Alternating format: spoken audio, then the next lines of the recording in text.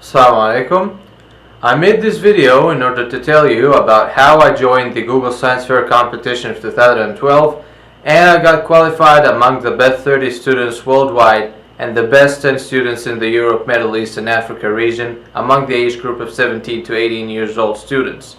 Plus Google sending me a Chromebook too. So here we go. First of all, I'm Allah, an Egyptian student who's keen on research, especially that related to neurology.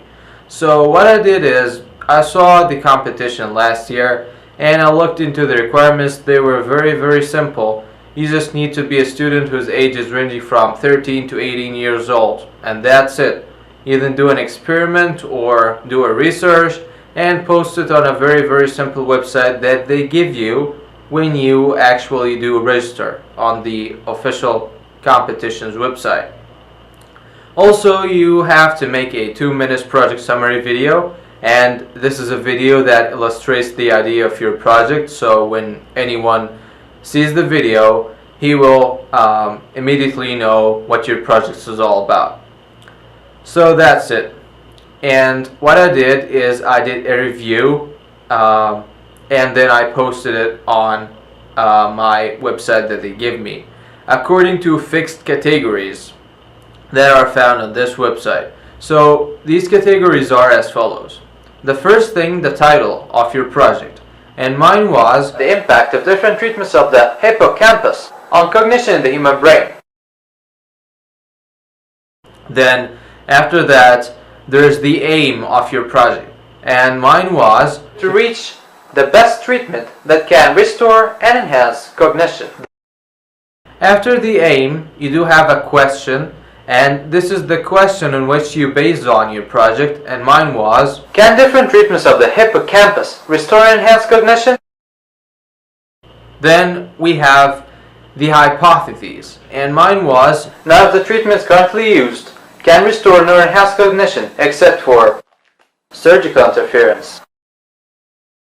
So after this part, we go into the main part, beginning with the summary, and this is when you summarize everything about your project from its beginning to its end in a very simple way, so that when the judges skim through that they can actually see the whole idea of the project.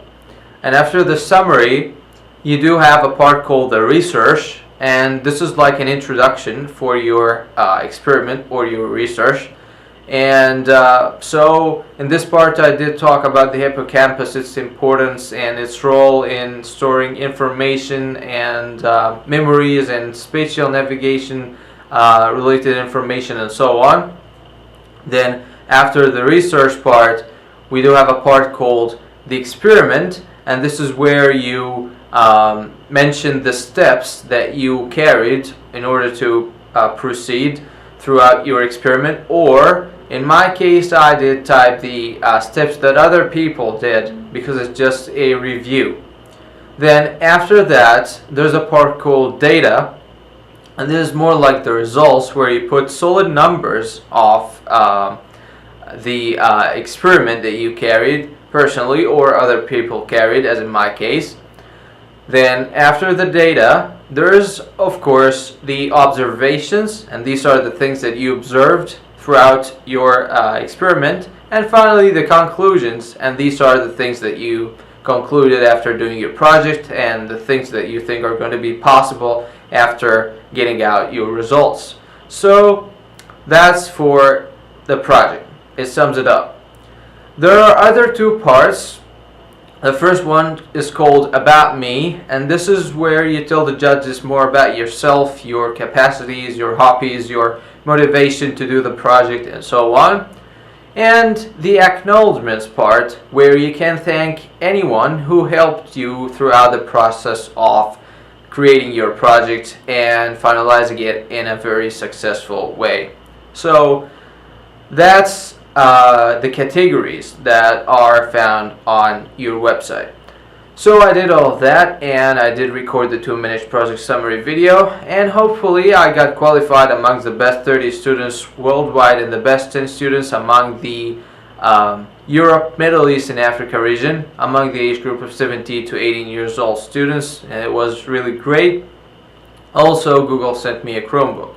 So what I want to say is, I really recommend joining such competitions to all the young people over there who are keen on research and doing experiments and so on, to achieve a very simple international success in a very easy way just throughout the internet. So that's it, and I'll leave you with my 2 minutes project summary video.